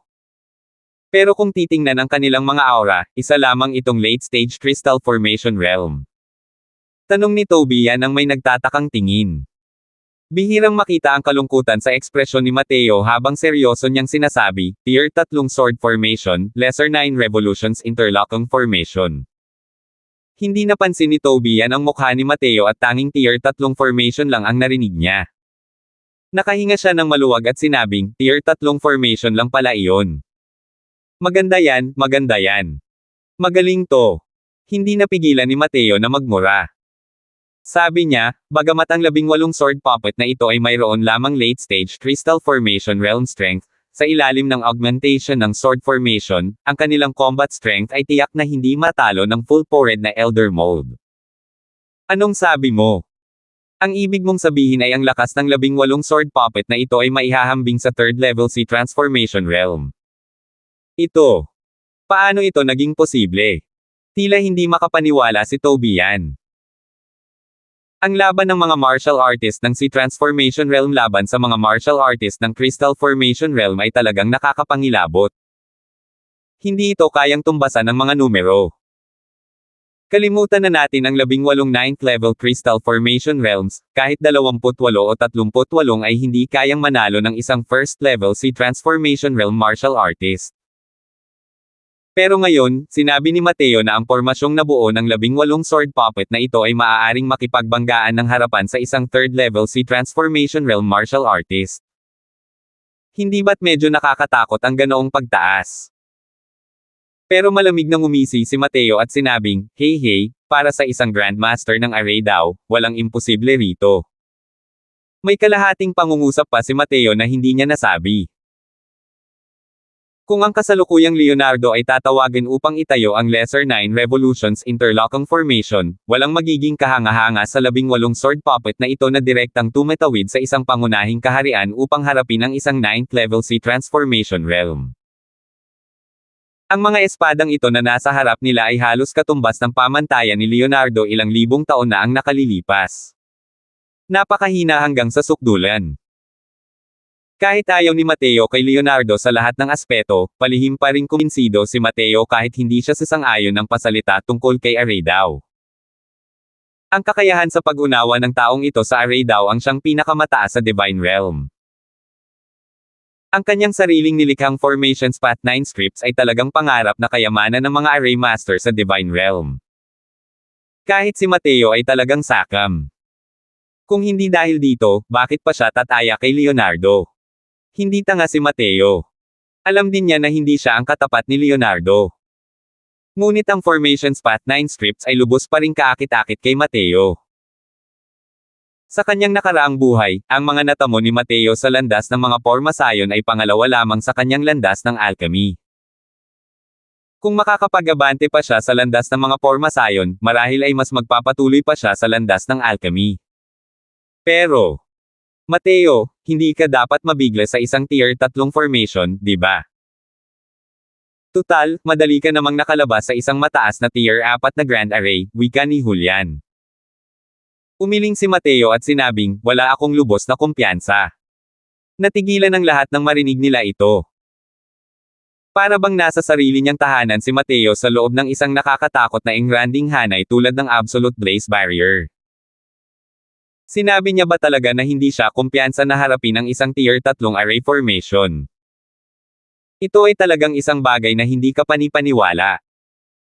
Tila nakikita ang pagkalito ng lahat, sinabi ni Mateo, ang pag-unawa sa landas ng mga Pormasayon ay nahahati rin sa mataas at mababa. Ang parehong array formation ay maaaring magpakawala ng ganap na magkakaibang kapangyarihan sa mga kamay ng iba't ibang tao.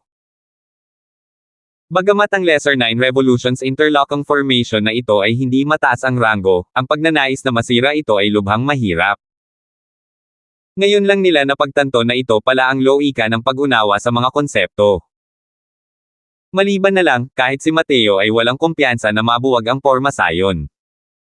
Hindi ba't lahat ay nasa panganib? Paparating na. Nanigas ang puso ng lahat, para lamang makita ang panginginig ng mahahabang espada sa mga kamay ng mga sword puppet na iyon. Ang napakalamig na sword chi ay tumutusok hanggang sa makaramdam ang lahat ng labis na pagkailang. Swoosh!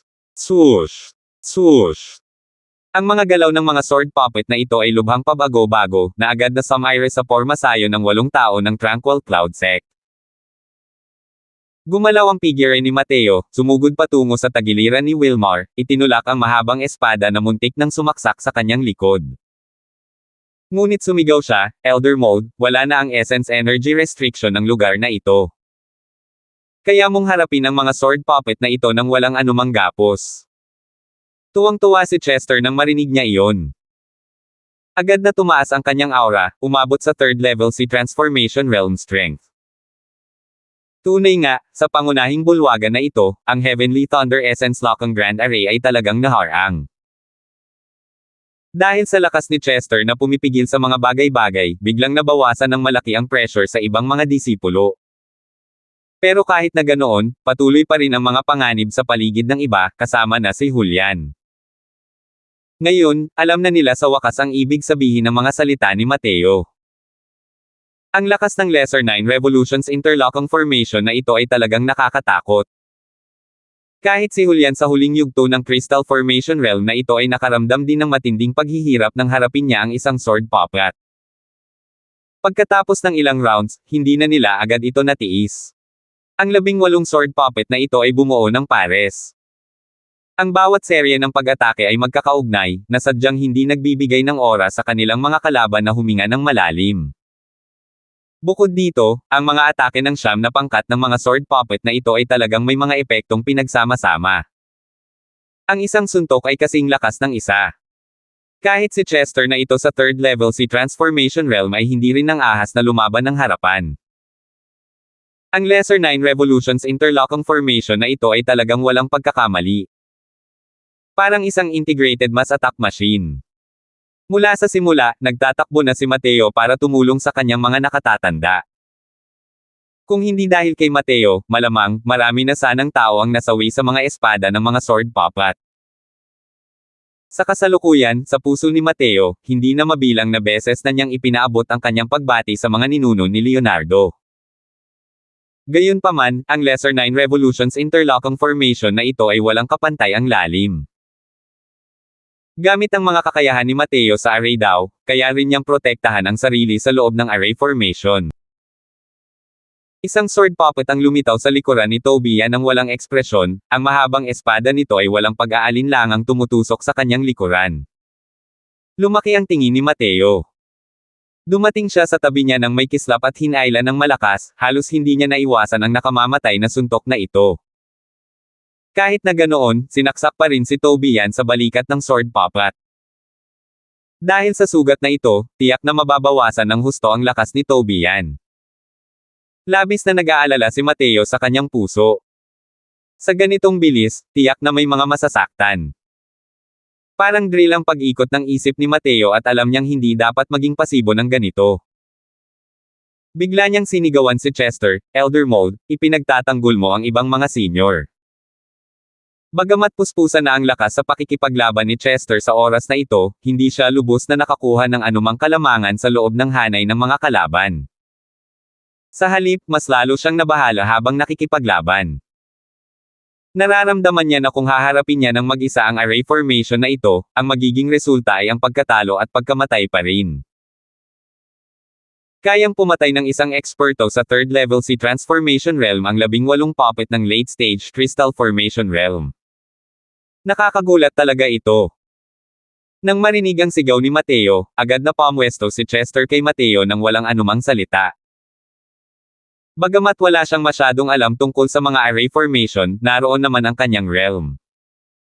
Posible pa rin ang pansamantalang paghawak sa iba. Mateo, bilasan mo. Natatakot akong hindi ako makapaghintay ng matagal. Nag-aalalang sabi ni Chester. Ang mga pag-atake ng 18 sword puppets ay nagpalabo sa paningin ng mga tao.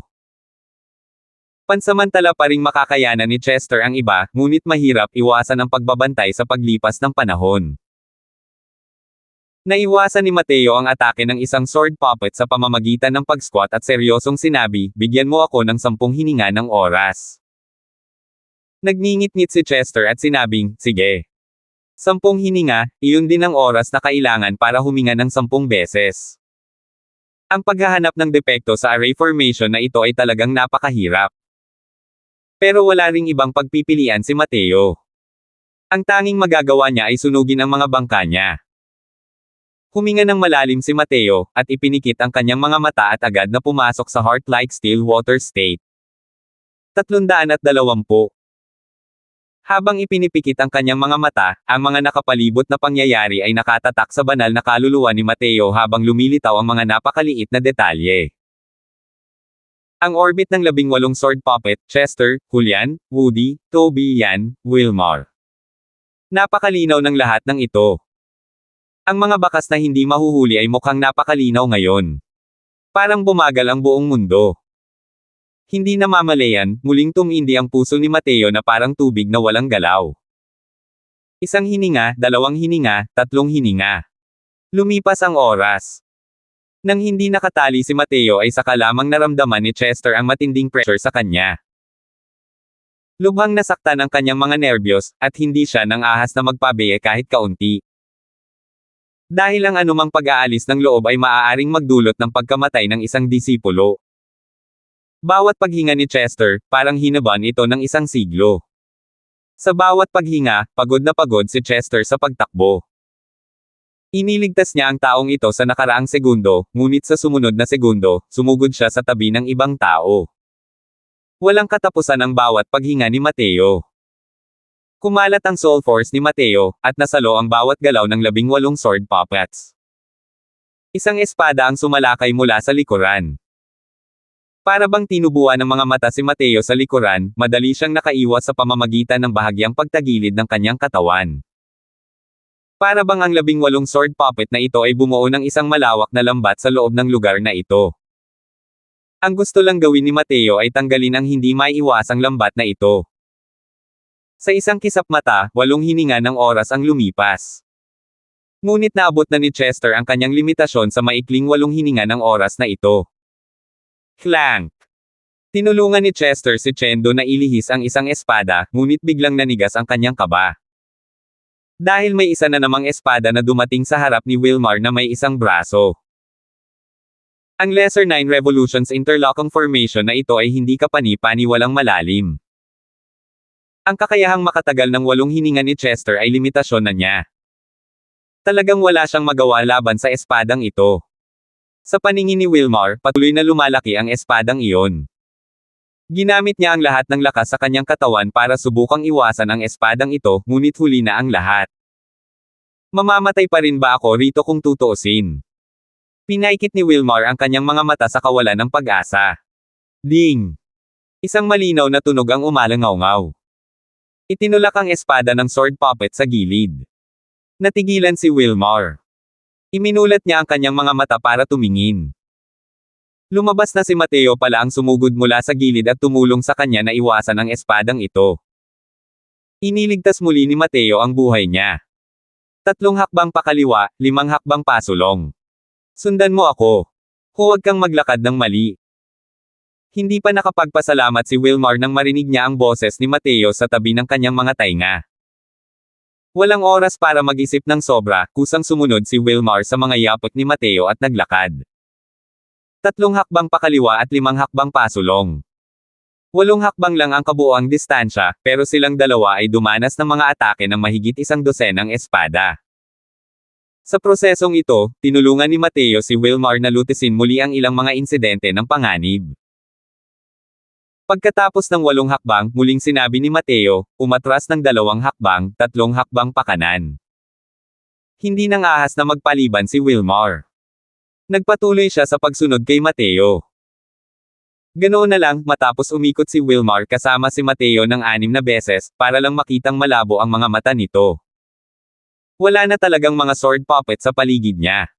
Bigla na lang lumabas ang dalawa sa sword formation. Umupo ka sa isang tabi at magpahinga, Senior Apprentice Brother Pang. Ilalabas ko na ang iba pang mga senior. Hindi na hinintay ni Mateo ang sagot ni Wilmar. Sa isang iglap, muling pumasok siya sa pormasayon. Ilang hakbang lang ay nakarating na si Mateo sa tabi ni Chendo. Sa kasalukuyan, puno ng mga sugat sa espada ang katawan ni Chendo. Kung hindi dahil sa time na pagprotekta sa kanya ni Chester sa buong panahong ito, malamang isa na siyang patay na kaluluwang inaangkin ng espada. Sundan mo ang mga yapot ko, Senior Apprentice Brother Do. Mag-ingat ka na huwag maliga. Sabi ni Mateo. Nagngingit-ngit si Chendo at sinabing, sige. Dinala ni Mateo si Chendo at lumapit kay Tobian ng 2 o 3 hakbang. Pagkatapos, dinala niya si Tobian at lumapit kay Woody. Kasabay noon, sa wakas ay natipon na ni Mateo ang lahat ng mga senior. Mga senior, sumunod muna kayo sa akin palabas ng formation. Iwan ninyo sa akin ang iba. Pagkatapos magsalita, hinikayat ni Mateo ang lahat na makatakas sa pagkubkob sa pamamagitan ng pagsunod sa isang takdang padron. Mabuti na lang at ang mga sword puppet na ito ay mga walang buhay na bagay at walang sariling kagustuhan. Kung hindi, hindi rin magiging madali para kay Mateo na gustuhing ilabas ang lahat ng maayos. Nang mailabas ni Mateo ang lahat mula sa Formasayon, itinuon ng 18 sword puppets ang lahat ng kanilang atake kay Chester. Grabe rin ang pagod ni Chester kanina. Nang lumabas ang lahat, agad niyang naramdaman ang pagtaas ng pressure. Mga senior, magpahinga muna kayo, papalitan ko si Elder Mold. Papasok na sana si Mateo sa Formasayon pagkatapos niyang magsalita. Teka lang. Mateo, gusto mo bang basagin ang Formasayon ng mag-isa? Kahit si Elder Mold ay hindi kayang hawakan ang mga puppet na ito, kaya mo ba itong gawin ng mag-isa? Gulat na tanong ni Julian. Bahagyang ngumiti si Mateo at sinabing, huwag mong sirain ang Formasayon. Malalaman mo rin maya-maya. Pagkatapos magsalita, tumalon si Mateo at muling sumalpok sa mga sword puppet na iyon. Elder Mold, lumabas ka muna sa Formasayon. Iwan mo sa akin ang lugar na ito. Sigaw ni Mateo. Ikaw lang mag-isa. Gulat na gulat si Chester nang marinig iyon. Huwag ka nang magtanong ng marami. Sundin mo ang mga tagubilin ko at humakbang ka. 6 na hakbang pa kanan, 1 hakbang pa atras. Sabi ni Mateo. Ang tiwala ni Chester kay Mateo ay umabot na sa walang kondisyon. Hindi na siya nagatubili pa at agad na sumunod sa mga tagubilin ni Mateo. Gamit ang lakas ni Chester na mayroong 3rd level si Transformation Realm, hindi naging mahirap ang pag-atake palabas basta't alam niya ang sikreto sa pag-alis sa formation. Tunay nga, sa ilalim ng direksyon ni Mateo, nanlabo ang mga mata ni Chester, at nilisan niya ang hanay ng mga sundalo. Ngayon, si Mateo na lang ang natitira sa loob ng Lesser 9 Revolutions Interlocking Formation. Tiningnan ni Mateo ang mga walang ekspresyong sword puppet na iyon at sinabing may malamig na ngiti, Leonardo, kuripot ka. Ngayon, tatalakayin ko ang lahat ng sword puppet mo. Isipin mo munang mangiipon ka ng interes. At pati na rin itong Lesser 9 Revolutions Interlocking Formation, hindi ako magiging magalang. Pagkatapos magsalita, pumikit muli si Mateo at pumasok sa heart-like still water state. Kung walang hadlang mula sa kanyang mga nakatatanda, maaaring maranasan ni Mateo ang Lesser 9 Revolutions Interlocking Formation na ito hanggat kaya niya. 8 hininga lang ng oras ang ginamit niya ngayon at halos hindi niya mahanap ang daan palabas ng Formasayon. Pero malayo pa rin siya sa pagnanais na tuluyang masira ang Lesser 9 Revolutions Interlocking Formation na ito. Nasaksihan na nina Chester at ng iba pa ang kapangyarihan ng Lesser 9 Revolutions Interlocking Formation na ito ngunit hindi nila alam kung gaano kalakas ang array formation na ito.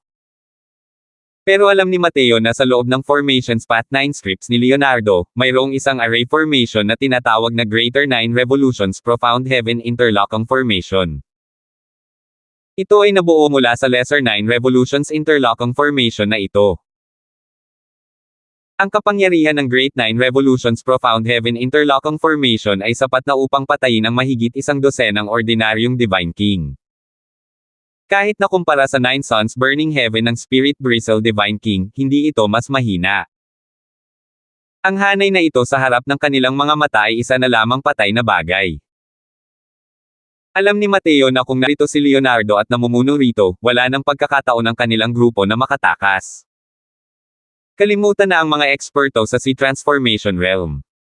Kahit ang mga powerhouse ng Soul Sea Realm ay maaaring hindi makatakas. Iyan ang tunay na lakas ng 10 dakilang hari ng banal na kaharian. At ang kasalukuyang Mateo ay talagang hinahamon ang Grandian Divine King, si Leonardo, noong bata pa ito. Kung tama ang mga haka-haka ni Mateo, ang array formation na ito sa harap niya ay dapat nalikha noong si Leonardo ay nasa Sea Transformation Realm o Soul Sea Realm. Kung hindi, ang mga sword puppet na ito ay tiyak na hindi limitado sa kapangyarihang ito. Maliwanag na hindi pa sapat ang kalakasan ng Leonardo noon. Ang lakas ng Lesser 9 Revolutions Interlocking Formation na ito ay hindi rin umabot sa antas na hindi ka panipaniwala. Ngunit kahit na gayon, ito rin ay isang pag-iral na malayo sa abot ng karamihan ng mga tao. Ang gusto ni Mateo gawin ngayon ay lubos na maunawaan ang array formation na ito at kontrolin ang 18 sword puppet na ito. Salamat po at sinamahan ninyo ako, ingat lagi mga master.